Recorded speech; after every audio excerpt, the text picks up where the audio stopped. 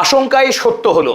আমেরিকার সঙ্গে ইরানের 2 সপ্তাহের যে যুদ্ধবিরতি ছিল, সেই 2 সপ্তাহ পূর্ণ হওয়ার আগেই ইরান এবং আমেরিকার যে যুদ্ধ শুরু হবে, আর সেটাই ঘটল। গতকাল রাতে ইরানের একটি বৃহৎ জাহাজ, 900 ফুট দীর্ঘ একটি জাহাজ, চীন থেকে মালয়েশিয়া হয়ে যখন ইরানের বন্দর আব্বাস বন্দরে প্রবেশ করার চেষ্টা করছিল, তার আগেই এই ওমান উপসাগরে, যেখানে আমেরিকা যুক্তরাষ্ট্র নৌ অবরোধ চালাচ্ছিল, সেখানেই ইরানের এই এমভি তোয়াস্কা জাহাজকে আটক করে দেয় এই মার্কিন সেনারা। তারপর সরাসরি জাহাজে উঠে মার্কিন নৌসেনারা এই ইরানের জাহাজের ন্যাভিগেশন সিস্টেমকে বন্ধ করে দেয়। ফলে ইরানের সঙ্গে এই এমভি তোয়াস্কার যোগাযোগ সম্পূর্ণ বিচ্ছিন্ন হয়ে যায়। তারপরে এই জাহাজকে মার্কিন সৈন্যদের পক্ষে জব্দ করা হয়, অর্থাৎ আমেরিকা ইরানের এই তোয়াস্কা জাহাজের নিয়ন্ত্রণ নিয়ে নেয়। তারপর তাদের তল্লাশি শুরু করে এবং ওই সময় এমভি তোয়াস্কাতে ইরানের যত নৌকর্মী ছিল তাদেরকেও আটক করে মার্কিন সেনারা। আর এই খবর গর্বের সঙ্গে ফলাও করে প্রকাশ করে ডোনাল্ড ট্রাম্প তার ট্রুথ সোশ্যাল পোস্টে। ভারতীয় সময় গভীর রাতে যখন দুটি দেশের মধ্যে যুদ্ধবিরতি চলছে, সেই অবস্থায় ইরানের জাহাজকে আটকে আমেরিকা তার নৌ শক্তির বীরত্বের প্রমাণ দেওয়ার চেষ্টা করলো যে তারা ইরানের জাহাজকে আটকাবার শক্তি রাখে। আর এর ফলে আমেরিকার সঙ্গে ইরানের মধ্যে পাকিস্তানের ইসলামাবাদে মঙ্গলবারে যে আলোচনা হবার ক্ষীণ সম্ভাবনা ছিল, সেই সম্ভাবনাও পুরোপুরি বিষবাও জ্বলে গেল। অপরদিকে আজ থেকেই আমেরিকা এবং ইরানের মধ্যে নতুন করে যুদ্ধ শুরু হয়ে গেল বলেই মনে হচ্ছে, কারণ মার্কিন যে নৌ অবরোধ চলছে ওমান উপসাগরে, সেই জাহাজগুলোর উপরে ইরান ড্রোন হামলা চালিয়েছে বলে জানিয়েছে তাসনিম নিউজ এজেন্সি। অতএব এই প্রেক্ষিতেই আমেরিকা এবং ইরান তুমুল ভাবে নতুন করে যুদ্ধে অবতীর্ণ হচ্ছে বলেই আন্দাজ করা হচ্ছে। রয়টার্স রাতেই খবর করে, US সিজেস Iranian cargo sheep, Tehran ভোজ টু রিটালিয়েট। আমেরিকা যুক্তরাষ্ট্র ইরানের একটি পণ্যবাহী জাহাজকে জব্দ করেছে, আর এর বদলা হিসেবে তেহরানের পক্ষে আমেরিকার এই ধৃষ্টতার জবাব দেওয়া হবে বলে জানানো হয়েছে। এখনো পর্যন্ত ইরান এই স্ট্রেট অফ হরমুজের উপরে তাদের সম্পূর্ণ নিয়ন্ত্রণ রেখেছে। স্বাভাবিকভাবেই মার্কিন সেনারা যদিও এই ওমান সাগর বরাবর তারা অবস্থান করছে, শুধু ইরান যদি চায় অতি সহজেই এই আমেরিকার যুদ্ধ জাহাজ লক্ষ্য করে আক্রমণ চালাতে পারে, যা অতীতে ইরান করে দেখিয়েছে। আমেরিকার ইউএসএস আব্রাহাম লিঙ্কন এবং ইউএসএস জেরাল্ড আর ফোর্ড আমেরিকার দুটি সুবৃহৎ এবং বিখ্যাত যুদ্ধ জাহাজকে আক্রমণ করে ঘায়েল করেছে ইতিপূর্বে। তাই নতুন করে যদি যুদ্ধ শুরু হয়, সেই যুদ্ধে আমেরিকার এই নৌ অবরোধকে ইরান ধ্বংস করে দিতে পারে, সেই সম্ভাবনা একেবারে উড়িয়ে দেওয়া যাচ্ছে না। ডোনাল্ড ট্রাম্প রাতে ট্রুথ সোশ্যালে জানিয়েছিলেন তিনি US Navy guided missile destroyer USS Spruance, এই স্প্রুয়ান্স ইন্টারসেপ্ট করেছে ইরানের তোয়াস্কা পণ্যবাহী জাহাজকে। এখন ইরানের তোয়াস্কা জাহাজের উপরে আমেরিকার ট্রেজারি স্যাংশন চাপানো হয়েছে। কিভাবে? রেট্রোস্পেকশন। ইরানের এই জাহাজের অতীত বেআইনি কাজ করার ইতিহাস আছে, ইতিহাস ঘেটে দেখেছেন ডোনাল্ড ট্রাম্প। তাই কোষ্ঠী যাচাই করে এই মুহূর্তে এই তোয়াস্কা জাহাজের উপরে ইউএস ট্রেজারি স্যাংশন লাগিয়ে দিয়েছেন ডোনাল্ড ট্রাম্প, যাতে করে আগামী দিনে ইরানের এই পণ্যবাহী বিশাল জাহাজ বিদেশের বাজারে পণ্য পরিবহনের অধিকার হারায়। নিঃসন্দেহে ইরানের জন্য এই জাহাজ আটক হওয়াটা বিরাট বড় ক্ষতি। একদিকে এই জাহাজের মূল্য বিশাল, আমেরিকার যে যুদ্ধ বিমানবাহী যে রণতরী যেগুলো ইউএসএস আব্রাহাম লিঙ্কন কিংবা ইউএসএস জেরাল্ড আর ফোর্ড, তাদের যা আয়তন, তাদের যা ওজন, ইরানের এই তোয়াস্কা জাহাজ কিন্তু আয়তন, আকৃতি এবং ক্ষমতায় প্রায় সমতুল্য। সুতরাং এই জাহাজ আটক হয়ে যাওয়া এবং ওই জাহাজের উপরে ইউএসএস স্যাংশন লাগাটা নিঃসন্দেহে ইরানের জন্য বড়সড় ক্ষতি। স্বাভাবিকভাবেই ইরানের পক্ষে কিন্তু কড়া জবাব দেওয়া হয়েছে। জানানো হয়েছে US commits maritime piracy, America জলে দস্যুবৃত্তি করছে, আন্তর্জাতিক আইন ভাঙছে, attacks Iranian commercial ship in violation of ceasefire.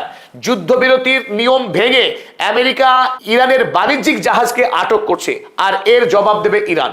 আজ 20 এপ্রিল সকালবেলা ইরানের পক্ষে আমেরিকার এই নৌবহরের উপরে হামলা চালানো হয়, সেই খবর ছেপেছে তাসনিম নিউজ এজেন্সি। তারা লিখেছে Iran retaliates against US naval aggression in Gulf of Oman.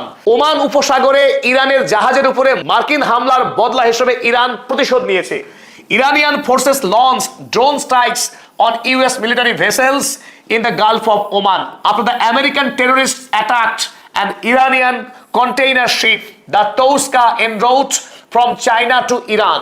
Iran আমেরিকার যে সামরিক জাহাজগুলো আছে সেই জাহাজের উপরে ড্রোন হামলা চালিয়েছে। ইরানি পণ্যবাহী জাহাজ তোশকা যা চীন থেকে আসছিল ফেরার পথে যখন আমেরিকা আক্রমণ করে তার বদলা হিসেবে, আর যা পৃথিবীর ইতিহাসে প্রথম হতে যাচ্ছে এই মুহূর্তে।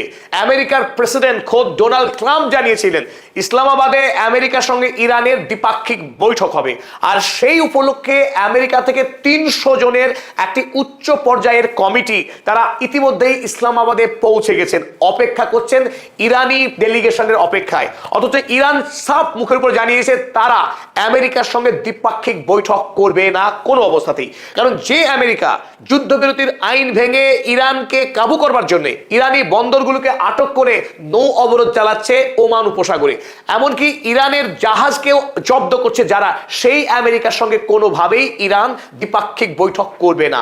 এতে সাম্প্রতিক ইতিহাসে নজিরবিহীন একটি ঘটনা ঘটলো।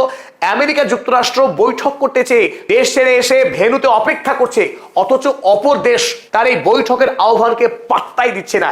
আমেরিকার জন্য এটা ঐতিহাসিক লজ্জা, আমেরিকার জন্য একটা কালো দিন। ইরান সেই স্পর্ধা দেখিয়েছে যে আমেরিকা যুক্তরাষ্ট্রকে তোয়াজ করবার মতো, তাকে ভয় করে তার নির্দেশকে বাধ্য হয়ে মান্যতা দেওয়ার কোন রকম ইচ্ছা নেই ইরানের। তাতে আমেরিকা যুক্তরাষ্ট্র যে খেলা করছে, ইরানকে 28 ফেব্রুয়ারি অতর্কিতে আক্রমণ করে বিশ্বব্যাপী যে প্রতিবাদের মুখে পড়েছিল আমেরিকা যুক্তরাষ্ট্র এবং ইসরায়েল, সেই খেলাকে এবার ঘোরাচ্ছে ডোনাল্ড ট্রাম্প। পরিকল্পিতভাবে গেম প্ল্যান সাজিয়ে ইরানের ঘাড়ে সমস্ত দোষ চাপিয়ে এবার হাত ধুতে চাইছে ডোনাল্ড ট্রাম্প। ইরানের সরকারি সংবাদ সংস্থা ইরনা ইসলামাবাদের এই বৈঠক বিষয়ে কি লিখেছে চলুন আমরা দেখে নিই। The reports circulating about a second round of negotiations in Islamabad are false. ইসলামাবাদের দ্বিতীয় পর্যায়ের আমেরিকা এবং ইরানের বৈঠক নিয়ে যে গুজব ছড়ানো হয়েছে বাইরে, তা সম্পূর্ণ ভিত্তিহীন এবং মিথ্যা, 1 নম্বর। দ্বিতীয়ত জানানো হয়েছে ইউএস এক্সেসিভ ডিমান্ডস, আমেরিকার অত্যধিক দাবি, আনরিজনেবল অ্যান্ড আনরিয়ালিস্টিক এক্সপেকটেশনস, অযৌক্তিক এবং অবাস্তব প্রত্যাশা আমেরিকার পক্ষে, ফ্রিকুয়েন্ট শিফটস ইন পজিশনস, বারবার তাদের অবস্থান পরিবর্তন করা, গোলপোস্টকে লম্বা করা সুযোগ পেলেই, কন্টিনিউয়াস কন্ট্রাডিকশনস, ধারাবাহিক দ্বিচারিতা, and the so called naval blockade which violates ceasefire, এবং সেই তথাকথিত ইরানের বিরুদ্ধে নৌ অবরোধ যা সিজফায়ারের যুদ্ধবিরতির আইনকে লঙ্ঘন করে। Understanding along with threatening rhetoric have so far hindered progress in negotiations। আর এই সবের মাঝেই বারবার ইরানের বিরুদ্ধে দেওয়া ডোনাল্ড ট্রাম্পের হুমকি, সব মিলিয়ে দুই দেশের মধ্যে পারস্পরিক আলোচনা সম্পূর্ণরূপে প্রতিহত হয়েছে, বাধাপ্রাপ্ত হয়েছে। Under this conditions the outlook for constructive talks remains bleak. আর এই পরিবেশে দুই দেশের মধ্যে গঠনমূলক আলোচনার পরিবেশ সম্পূর্ণরূপে বিনষ্ট হয়েছে। সুতরাং এই বিষাক্ত পরিবেশের মধ্যে ইরান আমেরিকার সঙ্গে কোনোভাবেই দ্বিপাক্ষিক আলোচনায় বসছে না। অতএব আমেরিকা ইরানের দ্বিতীয় দফা বৈঠক ভেস্তে গেল। ইরান জানিয়েছে আমেরিকা যুক্তরাষ্ট্রের সঙ্গে তারা আলোচনায় বসছেন না। আর এই আলোচনায় না বসলে একটি আশঙ্কা কিন্তু খুব জোরদার হচ্ছে, সেটা কি ইরানের বিরুদ্ধে ন্যারেটিভকে শক্ত করা। আমেরিকা যুক্তরাষ্ট্র এখন বিশ্বব্যাপী তারা যে নির্ভুল ছিল, তারা যে নির্দোষ ছিল ইরানকে হামলা করার মধ্য দিয়ে, সেই যুক্তি খাড়া করার চেষ্টা করবে মার্কিনী মিডিয়াগুলো। সে কথা জানিয়েছেন রেজা নাসরি, বিশিষ্ট ইরানি সাংবাদিক। তিনি লিখেছেন ইট ইজ অল থিয়েটার, সবটাই সাজানো নাটক, meant to set the stage for resuming the war, যুদ্ধ শুরু করবার জন্য একটা মহড়া তৈরি করছে আমেরিকা যুক্তরাষ্ট্র, while shifting the blame on to Iran, যাতে করে ইরানের ঘাড়ে সমস্ত দোষ চাপানো যায়। ইটস এ ব্লেম গেম, এটা দোষ চাপানোর খেলা খেলছে আমেরিকা যুক্তরাষ্ট্র।